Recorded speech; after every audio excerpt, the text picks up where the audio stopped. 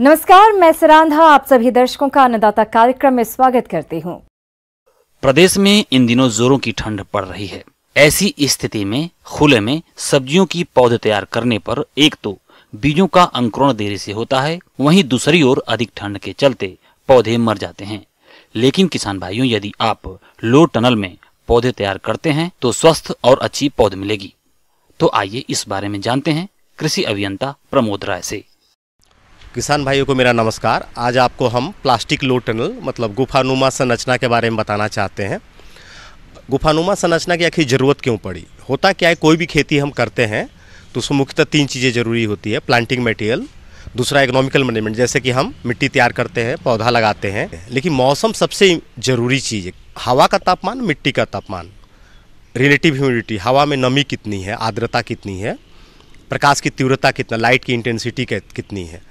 लेकिन उसमें होता क्या है कि अगर आप देखें तो सालों भर आप देखें तो जाड़े में मिट्टी का तापमान कम हो जाता है जब ठंड आती है तो, और हवा का तापमान भी कम हो जाता है। कीड़ों का भी अटैक होता है। तो लो टनल गुफानुमा घर हम बनाकर हम मौसम को अनुकूल कर सकते हैं। और मौसम को अनुकूल करने से फ़ायदा क्या होगी, सालों भर उसके अंदर हम सब्जी का पौधा, सालों भर स्वस्थ पौधा तैयार कर सकते हैं। लो प्लास्टिक टनल ऐसी संरक्षित संरचना है जिससे मुख्य खेत में फसल की रोपाई के बाद प्रत्येक फसल क्यारी के ऊपर कम ऊंचाई पर प्लास्टिक की चादर ढक कर बनाया जाता है। ये फसल को कम तापमान से होने वाले नुकसान से बचाने के लिए बनाई जाती है। ये तकनीक उत्तर भारत के उन मैदानों में सब्जियों की बेमौसमी खेती के लिए बहुत उपयोगी है, जहाँ सर्दी के मौसम में रात का तापमान लगभग 40 से 60 दिनों तक 8 डिग्री सेंटीग्रेड से नीचे रहता है। अब उसको बनाने के लिए करना क्या है, तो 2 चीज़ होता है किसी भी जब हम इस तरह का घर बनाते हैं। तो एक हुआ कि घर जो स्ट्रक्चर बनाते हैं, जैसे आप बांस का घर बनाते हैं, झोपड़ी बनाते हैं, उसी तरह यहाँ हम लोग बांस का आप ले सकते हैं, सरिया ले सकते हैं, प्लास्टिक का पाइप ले सकते हैं, और गुफानुमा छोटा घर बनाते हैं हम उसको। और जाड़े के दिन में प्लास्टिक आता है 50 माइक्रोन का UV स्टेबलाइज प्लास्टिक जो बाजार में उपलब्ध है, उसका उपयोग करके हम लोग वो लाइट को भी कट करता है और तापमान को भी कम करता है, 2 से 5 डिग्री तापमान को कम करता है। ऐसी संरचना बनाने के लिए सबसे पहले ड्रिप सिंचाई की सुविधा युक्त खेत में जमीन से उठी हुई क्यारियां उत्तर से दक्षिण दिशा में बनाई जाती हैं। इसके बाद क्यारियों के मध्य में एक ड्रिप लाइन बिछा दें। क्यारी के ऊपर 2 मिलीमीटर मोटे जंगरोधी लोहे के तारों या पतले व्यास के पाइपों को मोड़कर हुब्स या घेरे इस प्रकार बनाते हैं कि इसके 2 सिरों की दूरी 50 से 60 सेंटीमीटर और मध्य से ऊंचाई भी 50 से 60 सेंटीमीटर रहे। तारों के बीच की दूरी 1.5 से 2 मीटर रखनी चाहिए। अब इसका फायदा ये है क्योंकि अभी जो हम पौधा उगाते हैं खुले में, जमीन पे उगाते हैं, खुले में भी लगाएंगे अब पौधा तैयार नहीं हो क्योंकि पाला मार देगा, ठंड काफ़ी है। और लो टनल प्लास्टिक का उपयोग करके अगर आप करेंगे तो आपका पौधा लो टनल में गर्मी रहने के कारण स्वस्थ पौधा तैयार हो जाता है क्योंकि पाला नहीं मारता है। लेकिन इसके अंदर आप 1 महीना पहले पौधा आप तैयार कर लेंगे, जिसके चलते फायदा क्या होगा, दूसरे किसान की तुलना में आपका पौधा 1 महीना पहले तैयार हो जाएगा तो आपका फसल पहले आएगा। और इसका खर्च काफ़ी कम है। आप 1 डिसमिल जमीन में अगर आप शुरुआत करें तो सालों भर हमको लगता है 10,000 से ज़्यादा पौधा आप मतलब क्योंकि क्या है कि इसके साथ हम बोलते हैं कि आप ट्रे का उपयोग कीजिए। ट्रे का उपयोग करने से क्या है, प्लास्टिक का ट्रे आता है, उसका उपयोग करने से फ़ायदा ये होता है कि तो जो पौधा क्या होता है, स्वस्थ होता है, जो कि खुले में संभव नहीं है जाड़े में करना। जैसे सब्जी में जो भी सब्जी आप करते हैं, वो टमाटर हुआ, गोभी हुआ, बंधा गोभी हुआ, हरा मिर्च हुआ, बैगन हुआ, किसी भी सब्जी का, और जैसे कि मतलब कुकुबिटस क्रॉप है तो खीरा हुआ, ककड़ी हुआ, इसको खेती में उपयोग कर सकते हैं। जैसे स्ट्रॉबेरी की खेती कर रहे हैं, जैसे छोटे जो पौधे हैं, जैसे कि पालक करना चाहते हैं, धनिया पत्ता करना चाहते हैं, तो आप गर्मी के दिनों में शेडनेट मटेरियल का उपयोग करके उसको भी कर सकते हैं। बरसात में जैसे बताया कि सेम प्लास्टिक मटेरियल का यूज करके रेन शेल्टर का काम करेगा। धनिया पत्ता हुआ, पालक हुआ, जितने भी पत्तेदार सब्जियां हैं जो छोटी होती हैं, उसका भी साग का कोई भी साग आप खेती कर सकते हैं। आवश्यकता अनुसार मौसम ठीक होने पर तापमान को ध्यान में रखते हुए टनल की प्लास्टिक को फरवरी के अंत से मार्च के प्रथम सप्ताह में पूरी तरह से हटा दिया जाता है। इस समय तक फसल काफी बढ़ चुकी होती है और कुछ फसलों में तो फल बनना भी शुरू हो चुका होता है। जाड़े में क्या है कि जैसे बताया ना कि जाड़े में जैसे हम लोग बोलते हैं कि जाड़े में क्योंकि सब्जी का दाम ऐसे ही सस्ता हो जाता है, तो हम लोग का उद्देश्य रहता है कि जो अगला गर्मी का फसल उसका तो पौधा तैयार कर लीजिए। और जब शुरुआत जाड़ा का अंत है और गर्मी का शुरुआत का जो बीच का पीरियड होता है, उस समय जैसे बताया कि खीरा हुआ, तरबूज हुआ, मस्क मेलन हुआ, लौकी हुआ, इसमें अगर आप ढकेंगे तो होगा क्या कि एक तो आपका पौधा तैयार हो गया और जो पाला मार देता है वो पाला मारेगा नहीं। गर्मी में जैसे बता चुके हैं ऑलरेडी कि गर्मी में आप शेडनेट मटेरियल का उपयोग कीजिए, बरसात में सेम प्लास्टिक मटेरियल जो लो टनल में उपयोग कर रहे हैं जाड़े में ठंड से बचाने के लिए, सेम प्लास्टिक मटेरियल का उपयोग करके आप बारिश के पानी से बचा सकते हैं। ये तकनीक उत्तर भारत के समस्त मैदानों तथा खासकर बड़े शहरों के आसपास सब्जी की खेती करने वाले किसानों के लिए बहुत लाभदायक है। इस प्रकार किसान प्लास्टिक लो टनल तकनीक से अगेती या बेमौसमी फसल उगाकर अधिक लाभ कमा सकते हैं, क्योंकि अगेती और बेमौसमी फसलों का बाजार भाव अधिक रहता है। अलसी की खेती बहुत से किसान भाई करते हैं। अभी इसकी फसल में फली छेदक कीट का प्रकोप देखा जा रहा है, जो कि फसल को भारी नुकसान पहुंचाता है। इसलिए इस कीट की रोकथाम किस प्रकार से करें, इसके बारे में बता रहे हैं कीट वैज्ञानिक डॉक्टर रविंद्र प्रसाद।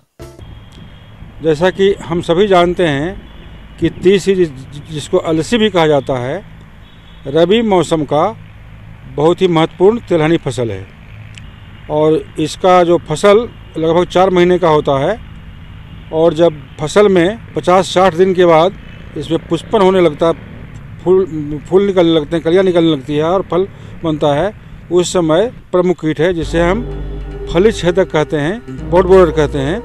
ये जो पॉट बनता है उसमें फलियाँ बनती है अलसी में, उसके फलों को बाहर से खाया जाता है। किसान भाइयों, फसल को नुकसान पहुंचाने वाले कीटों में बात करें फली छेदक कीट की, तो इसका प्रकोप फसल में शुरुआती अवस्था से ही शुरू हो जाता है और यह आगे चलकर फलियों में छेद कर दाने को खाकर भारी नुकसान पहुंचाता है, जिसके कारण किसानों को फसल से बहुत कम उपज मिल पाती है। तो किसान भाई समय रहते इस कीट का समेकित नियंत्रण किस प्रकार से करें, इन सब के बारे में जानते हैं। तो इसको बचाने के लिए रासायनिक विधि भी है और जैविक विधि भी है। तो रासायनिक विधि में आप इसमें इमिडाक्लोपीड नाम का जो कीटनाशी है, 250 से 500 ml रसायन को 500 लीटर पानी में घोल बना करके प्रति हेक्टेयर की दर से छिड़काव करना है।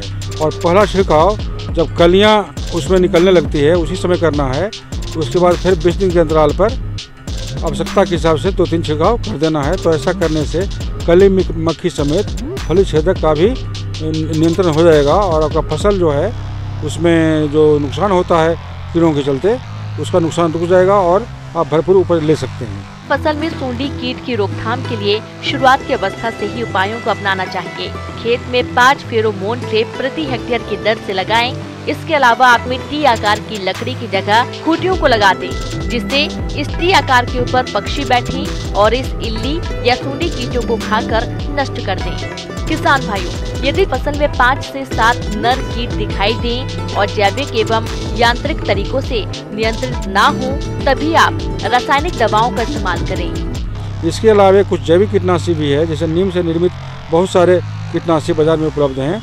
उसमें से किसी एक का 3 से 5 ml प्रति लीटर पानी में घोल बना करके उसको खड़ी फसल पर छिड़काव करेंगे तो इससे भी बहुत हद तक कली मक्खी और फली छेदक यानी पॉट बोरर का नियंत्रण हो जाएगा। और छिड़काव का जो अवधि होगा, जब कलियाँ जब उससे बनने लगती है उसी समय पहला छिड़काव और उसके बाद 20 दिन के बाद 2 या 3 छिड़काव आवश्यकता के हिसाब से कर सकते हैं। अगर कीड़ा का प्रकोप नहीं हुआ है तो जरूरी नहीं कि उसमें कीटनाशी का प्रयोग हो ही, कीड़ा का आक्रमण होने पर ही इसका उपयोग करना है। मौसम के अनुसार प्रबंधनों पर ही टिकी है आपकी खेती-बाड़ी, इसलिए मौसम पूर्वानुमान और उस पर आधारित साप्ताहिक कृषि सलाह इस प्रकार है। ग्रामीण कृषि मौसम सेवा, भारत मौसम विज्ञान विभाग, जोधपुर द्वारा भेजे गए मौसम पूर्वानुमान रिपोर्ट के आधार पर आगामी 2 से 3 दिनों तक इन क्षेत्रों में अधिकतम तापमान 23 से 24 डिग्री सेल्सियस रहने की संभावना है। न्यूनतम तापमान 9 से 12 डिग्री सेल्सियस रहने की संभावना है। ऐसे में इन क्षेत्रों के किसान भाइयों को सलाह दी जाती है कि चने की फसल को फली छेदक कीट के प्रकोप से बचाने के लिए पुष्प अवस्था पर इंडोक्साकार्ब 14.5 SC की 1 मिलीलीटर मात्रा प्रति लीटर पानी की दर से छिड़काव करें। लहसुन की फसल में 10 से 12 दिन के अंतराल पर सिंचाई करें। किसान भाई जौ की फसल में गांठ बनने की अवस्था पर सिंचाई करें।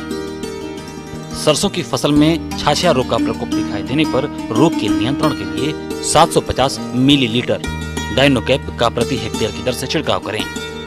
समय पर बोई गई गेहूं की फसल में गांठ बनते समय 55 दिन की फसल में सिंचाई करें। पशुओं को सर्दी से बचाएं तथा रात में पशुओं को गर्म स्थान जैसे छत के नीचे या घास फूस के छप्पर में बांधें तथा पशुओं के बिछावन को समय समय पर बदलते रहें।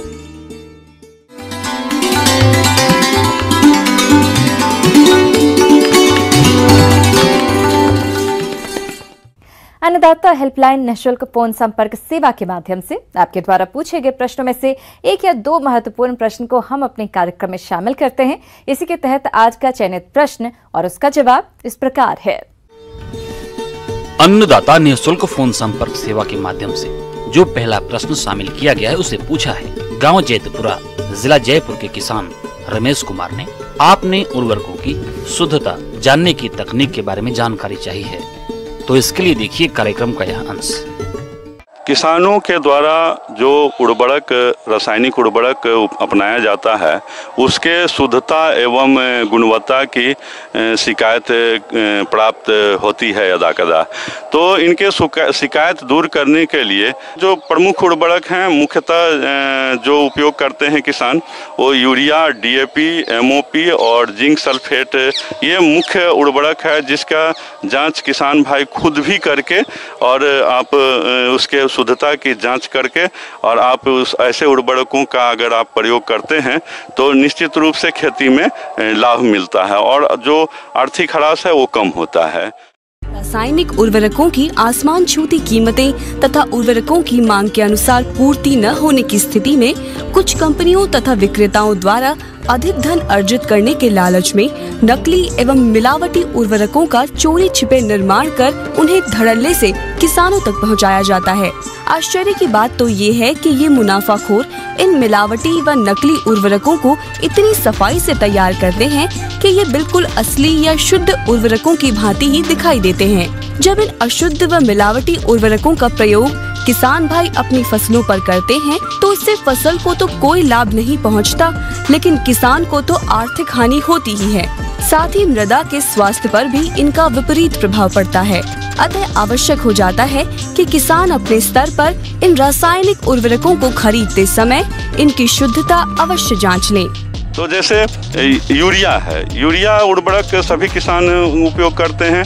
इसमें जो नाइट्रोजन है वह 46%, 46% नाइट्रोजन होता है। इसका जो रंग है वह सफ़ेद होता है और दाना गोल होता है और बिल्कुल वाइट कलर, वाइट होता है।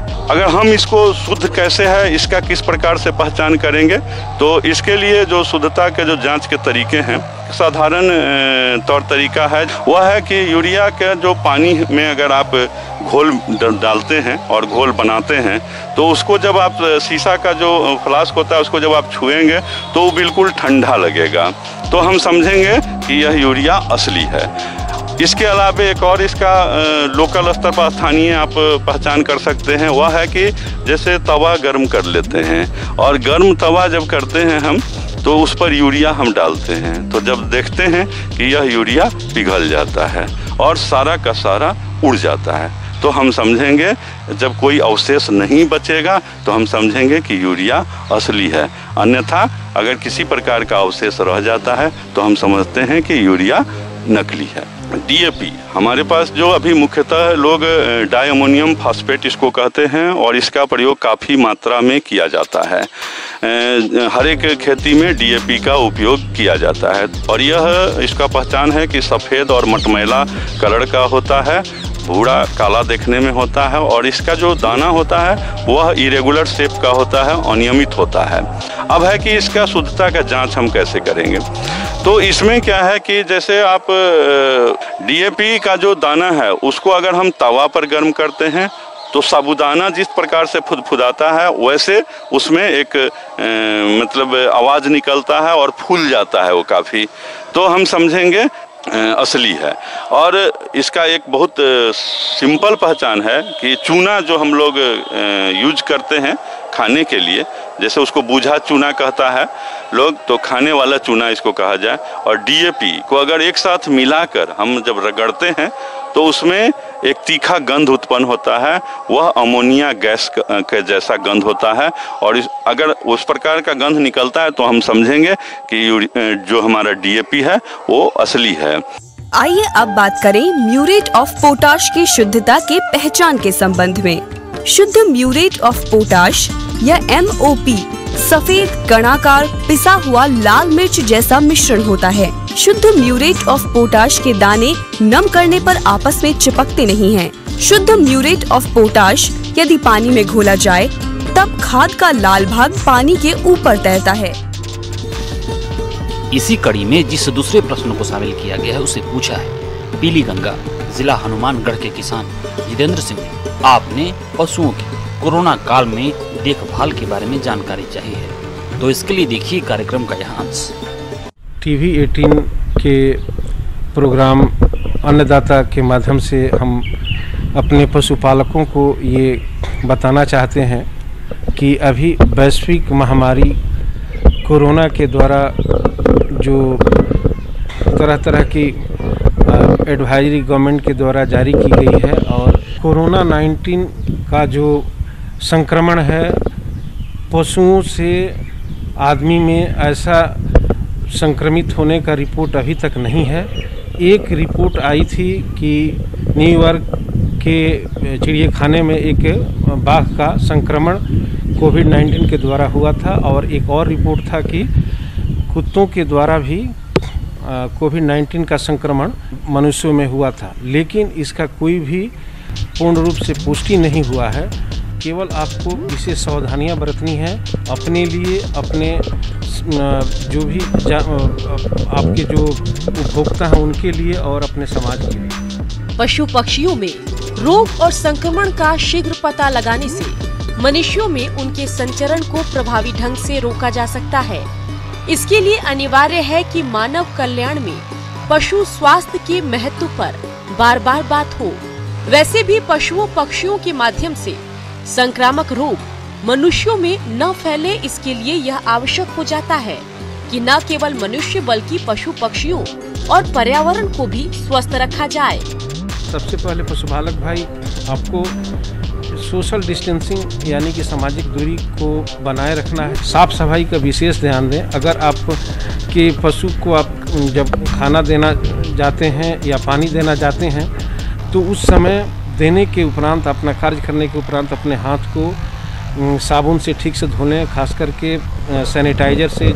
इसके अलावा अपने पशुशाला का जो स्प्रे के द्वारा छिड़काव आसपास जो है ब्लीचिंग या सैनिटाइजर से करें नियमित रूप से। पशुओं को संक्रमित रोगों से बचाने के लिए और मनुष्यों को भी इनसे बचने के लिए पशुपालन से संबंधित सावधानी बरतनी चाहिए। जैसे किसी भी अनजान व्यक्ति को पशुशाला में प्रवेश नहीं करने दें। पशुशाला में प्रवेश करने से पहले हाथ और पैरों को अच्छे से साबुन से धो लें। दूध दोहने के पूर्व अपने हाथों और दोहन पात्र को अच्छी तरह से साबुन या वॉशिंग पाउडर से धो लें। साथ ही दूध दोहते समय किसी भी प्रकार का धूम्रपान न करें। तो मैं सभी पशुपालक भाइयों से, सभी पशु प्रेमियों से मेरा यही आग्रह होगा अन्नदाता के माध्यम से कि आप लोग सरकार के जो एडवाइजरी दी गई है और इसको अन्नदाता प्रोग्राम के तहत या अन्य सोशल मीडिया प्लेटफॉर्म के तहत आए दिन बताया जा रहा है, उसको आप लोग फॉलो करें।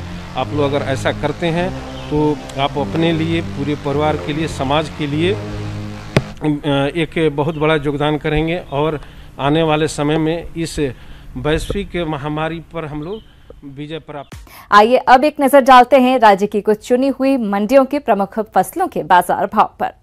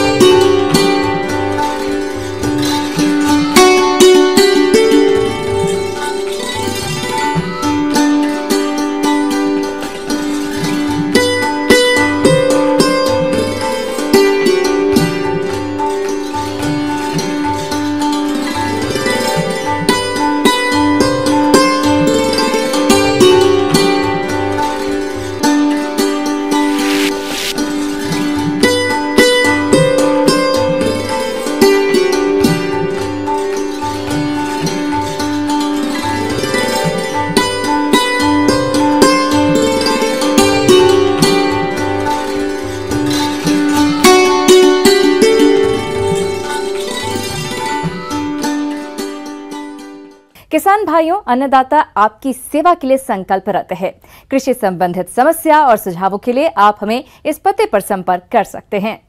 प्रोड्यूसर अन्नदाता, news 18 Rajasthan, Ramoji film city, Hyderabad 501512। साथ ही आप हमें ईमेल भी कर सकते हैं। हमारा ईमेल है p18अन्नदाता-राजस्थान@nw18.com।